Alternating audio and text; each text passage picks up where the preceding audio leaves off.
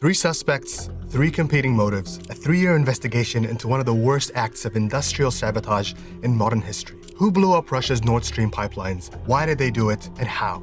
Did Vladimir Putin order a submarine into the Gulf of Finland to attack his own pipelines? Or was it Ukraine's Zelenskyy, with a team of scuba diving instructors armed with explosives on a rented German yacht? Or maybe it was Joe Biden, with a CIA special ops team in the middle of a Norwegian maritime parade. Here's the thing, each of these countries could have had something to gain from severing one of the longest underwater pipeline networks in the world and breaking economic ties between Russia and Western Europe. But who's the culprit? For the last 3 years, investigators in Germany, Denmark, and Sweden failed to crack the case. That is, until they caught a big break in August 2025, when police arrested a Ukrainian man in a tiny village on the coast of Italy. If he goes to trial, what he says could shake the geopolitical landscape of the Russia-Ukraine war and potentially define how warfare is carried out in the future.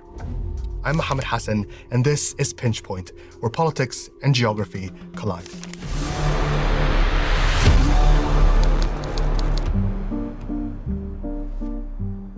Let's start with what we think we know about how the Nord Stream attack took place. This is a theory German police have been working with. Get comfortable. It was a crisp autumn morning in early September 2022. A 15-meter yacht named the Andromeda was drifting over the calm waters of the Baltic Sea. The boat had been hired a few days earlier in the German port town of Rostock. There, 5 men and 1 woman had loaded it with scuba gear and oxygen tanks. Then they set sail, charting a path around the Baltic Sea, stopping in a few places, taking photos, nothing that seemed out of the ordinary. At least, not until they arrived at this location, a stone's throw from the Danish island of Bornholm. 4 of the divers entered the water, descending 80 meters into the blue as the Andromeda circled above. When they reached the seabed, they found 2 giant pipes. This made up Nord Stream 1, which was transporting gas from Russia to Germany. The divers set to work rigging the pipes with a timed explosive before floating back to the surface. The Andromeda picked them up and took them to the other side of the island, just above another 2 pipes, Nord Stream 2. The divers plunged into the Baltic once more. They returned the Andromeda to the Rostock port, and then they disappeared. 3 days later, this happened. 3 leaks in 2 different pipelines within just 24 hours. The biggest methane release on record. Now Danish police say the damage was, quote, caused by powerful explosions. Within days, the EU and NATO concluded it was sabotage. Germany, Denmark, and Sweden launched investigations, but no one claimed responsibility for the attack. For weeks, accusations were thrown around and denials made. The hunt was on to find the culprits and answer the big question: who hired them? Now imagine you're on a top-secret covert operation. There'd be a lot riding on getting in and out of your mission without anyone noticing. So what's the one thing that you need to do before you leave the crime scene? Get rid of the evidence, right? And guess what they forgot to do? When German police searched the dock at Rostock, they found traces of the highly explosive chemical HMX, or octogen, in the cabin of the Andromeda. HMX is used in military explosives and rocket propellants, and it's nearly twice as strong as TNT. They also found fingerprints, traces of DNA, and eyewitnesses who said they saw 6 people unloading oxygen tanks from a truck. Slowly, a rough sketch of the Andromeda 6 began to take shape. There were 2 diving instructors and 2 diving assistants, one of whom was a soldier. The group also included a coordinator and a financier with a Ukrainian Google account. And that's all they had, until 2024. When investigators caught a big break. Authorities found a picture taken from a speed camera of a white Citroen van with a Ukrainian license. It was spotted driving towards Rostock on September 8, 2022, 2 days after the Andromeda was rented. With the help of witnesses, they identified the driver, a Ukrainian diving instructor living in Poland. His name was Vladimir. The detectives raced to issue a European arrest warrant and waited for Polish authorities to comply, but that took weeks. Then Zurawlev disappeared. Polish police say the Germans didn't fill out the paperwork properly, and by the time they did, they believed the man had crossed the border back into Ukraine before they could act. But some German officials have accused them of tipping him off, and then the case went cold. Denmark and Sweden closed their own investigations, but German police kept at it. They believed they'd lost their ringleader in the fog of war in Ukraine, but there were still 5 other suspects who could potentially help them crack the case. All investigators could do now was wait for one of them to surface, which is exactly what happened. On August 20th, 2025, a retired Ukrainian soldier was checking into a hotel in Italy with his wife and kids. He took out his passport and handed it to reception. When the clerk scanned it, Italian police were immediately alerted. That night, they raided the hotel, and that's how 49-year-old Sergei Kuznetsov became the first arrest in the 3-year investigation. Die Bundesanwaltschaft hat gestern einen beeindruckenden Ermittlungserfolg erzielt. Sie hat in Italien einen der mutmaßlichen Drahtzieher der Sprengstoffexplosion der Nord Stream 2 festnehmen lassen. Now, not everyone agrees with Germany's version of events, and it does bring up some questions. For example, how would these 6 scuba divers know where to target the pipes? How would they have been able to avoid German coast guards, not to mention the submarines patrolling one of the most vital energy structures in the world? And why would someone go to such great lengths to stop gas flowing from Russia to Germany? To understand that, we need to look at why Nord Stream was so controversial to begin with.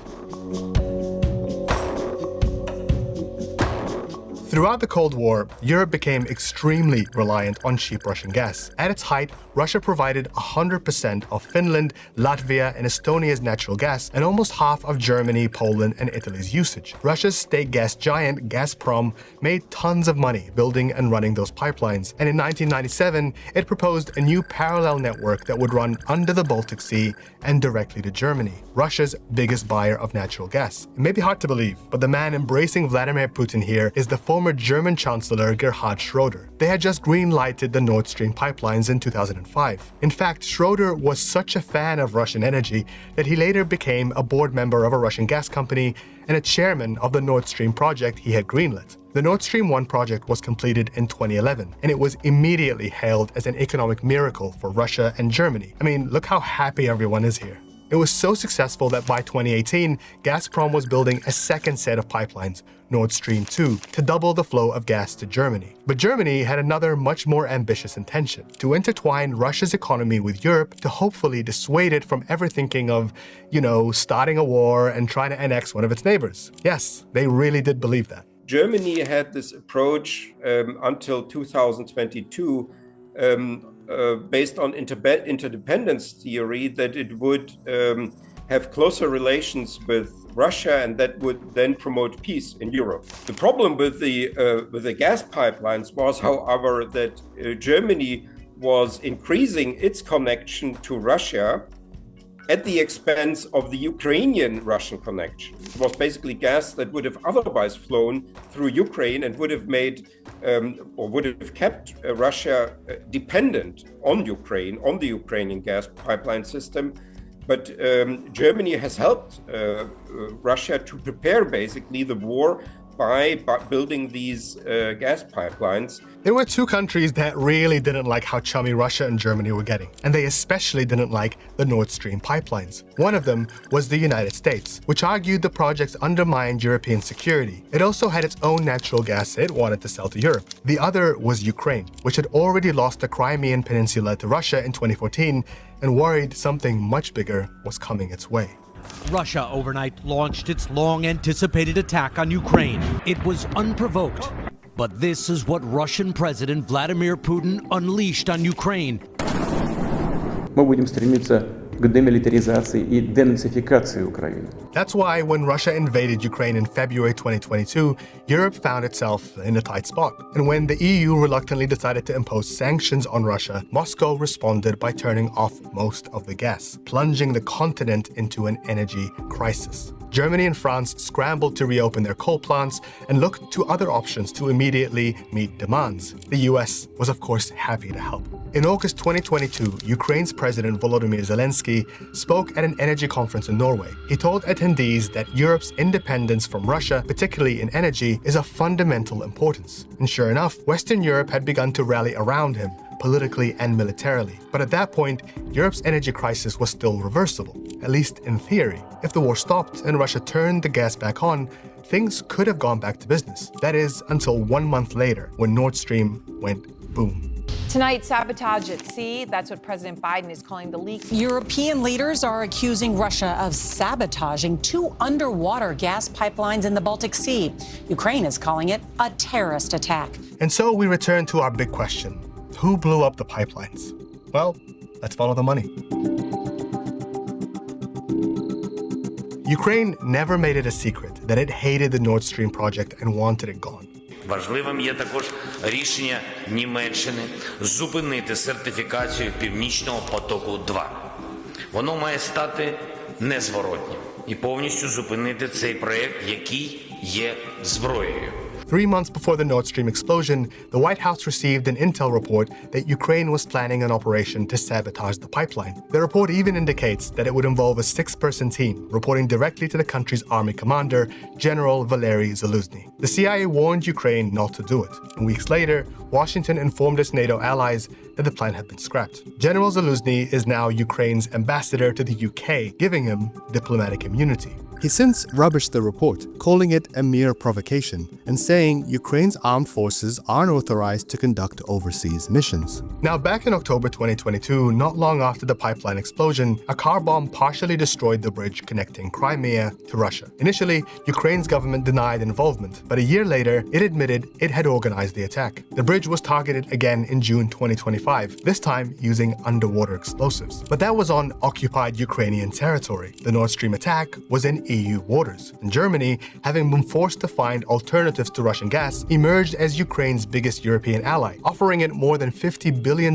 in military support since the start of the war with Russia. This has put Germany in a difficult position. It has issued warrants for Ukrainian citizens in relation to the pipeline attack, but it stopped short of accusing the government of knowledge or involvement, though a former German intelligence chief says the attack couldn't have happened without approval at the highest political level, and that it's likely Polish intelligence was also involved. Now, Poland also thought Nord Stream was a bad idea, and especially wasn't happy Germany and Russia were getting along so well. It could have something to do with Poland getting invaded by both countries in 1939 and their fears that a war in Ukraine could spill into its borders. But there's no proof they were involved in sabotaging Nord Stream or that they knowingly let Vladimir escape as Germans suspect. But the questions are there. Questions that are now resurfacing because they found him. Dziś w godzinach porannych na terenie Pruszkowa został zatrzymany obywatel Ukrainy Volodymyr Z. Almost 3 years to the day since the attack, its supposed ringleader was finally arrested after he resurfaced back in Poland. Authorities now have 100 days to approve his extradition to Germany, but this might not happen at all. Na podstawie artykułu 607r paragraf 1 punkt 1 Kodeksu Postępowania Karnego odmówić władzom niemieckim wydania Wołodymyra Żurawlowa i nakazać jego niezwłoczne zwolnienie. So now, despite the arrests of 2 Ukrainians, Ukraine's government maintains it had nothing to do with the attack. It says any nationals implicated in the Andromeda affair could have been Russian loyalists, and the attack itself could have been a false flag. They may not have even known that they were working for Russia. So there is now a whole array of cases in Ukraine where Ukrainians have been partly even tricked into believing that they are working for the Ukrainian secret service, for the SBU, in doing something or in attempting to do something on Ukrainian soil, while in fact the FSB was standing behind it. Now, this would mean Vladimir Putin blew up his own $20 billion pipeline. But why would he do that? I'm glad you asked. When Russia turned off the tap back in 2022 following its invasion of Ukraine, it left its gas company Gazprom liable for billions in damages. Gazprom has since been taken to court by multiple European energy companies in Poland, France, Ukraine, the Czech Republic, and Finland. In 2024, a Swedish court ruled Gazprom owed German utility Uniper $14 billion for undelivered gas. Other cases could drag on for years and potentially lead to more sanctions against Russia. In the immediate aftermath, a number of European officials had accused Russia of orchestrating the attack. They said it was too sophisticated to pull off without state backing, and Russia has an active fleet of submarines in the Baltic Sea. Some analysts believe these could have been used to take out the pipelines, while the Andromeda and its crew could have been hired to throw the investigators off the scent. It's important to remember that by September 2022, Russia had become a global pariah. It was widely seen as a powerful aggressor terrorizing Ukraine, creating a refugee crisis in Europe and trampling over the rules-based order. What the Nord Stream attack did was complicate that narrative. Russia had now become the victim of an active sabotage targeting its vital energy infrastructure. Now, with this in mind, you may assume Russia says Ukraine is behind the attack, right? Nope. Looks that those who drafted these scenarios were initially working on a scenario for a Hollywood blockbuster, and then the plans changed, and only a child or a very naive person can believe that 3 amateur divers are behind this blast. So those who promote this fairy tale want to create a smokescreen around confessions of US top officials in the sabotage of the Nord Stream, which are widely known. And that brings us to the third theory, that the CIA ran an international covert operation to take out the pipelines. Ready for it? This version primarily emerged from the work of veteran investigative reporter Seymour Hersh. In 2023, he published a report accusing the Biden administration of greenlighting an operation to plant remote explosives on the Nord Stream pipelines 3 months before they were detonated. According to Hersh's reporting, back in 2021, the US president at the time, Joe Biden, had tried to convince Germany to scrap the Nord Stream 2 project. And when he failed, he got the CIA involved, but they needed a cover. That arrived in June the following year, during the annual Baltops NATO naval drills. It takes place in, you guessed it, the Baltic Sea. So not only was the US Navy present in the area near the pipelines before the blast, but it could also have exercised its underwater military capabilities without anyone batting an eye. Danish media has even reported that US naval vessels were spotted near the site of the pipelines days before the explosion, with their transponders off. Much of Hersh's reporting relied on a single anonymous source, and this is why many journalists have dismissed it. But that hasn't stopped Russia from running with the story. And then there's the fact that Biden was saying things like this. If Russia invades, that means tanks or troops crossing the border of Ukraine again. Then there will be no longer a Nord Stream 2. We will bring an end to it. How will you do that exactly, since the project and control of the project is within Germany's control? We will, I promise you, we'll be able to do it. And here's what he was saying just 2 days after the explosion. We're going to be sending divers down to find out exactly what happened. We don't know that yet exactly, but we're not, just don't listen to what Putin is saying. What he's saying we know is not true. So where are we now? Since 2022, the US has become the world's largest exporter of liquid natural gas. In July 2025, the Trump administration announced a $750 billion energy deal with the EU, essentially making the US its primary supplier of gas. Meanwhile, Russia's Gazprom managed to recover some of its losses by increasing sales to China, Turkey, and India. It also still provides some gas to Europe through pipelines under the Black Sea. Ukraine, meanwhile, has begun targeting Russian refineries directly, attempting to impede the country's ability to export gas. That includes the Druzhba pipeline, which flows through Ukraine to Hungary and Slovakia. But enough with the theories. Who's the culprit? And at this point in the Russia-Ukraine war, does it even matter? And I think this context will sort of reduce the impact of this public relations problem that Ukraine will have if it turns out that indeed Ukrainian actors were behind this attack. The trial of Sergei Kuznetsov will begin as soon as he's extradited to Germany, something his lawyers are now fighting. The trial could be further delayed if prosecutors wait for Poland to decide the fate of Volodymyr Z. But so much has changed since 2022. In the US, Biden is no longer in charge, and Donald Trump has thrown out the playbook on how to deal with Russia. There's even talk of fixing the Nord Stream and restarting the flow of gas to Germany. We're in a strange new reality, where no one can agree on who's an enemy and who's an ally, or what justifies blowing up vital energy infrastructure in times of war. It's starting to seem like maybe this trial could be lost in the fray of politics, rumor, and conspiracy. Or maybe one of these men takes the stand, and what they have to say changes everything.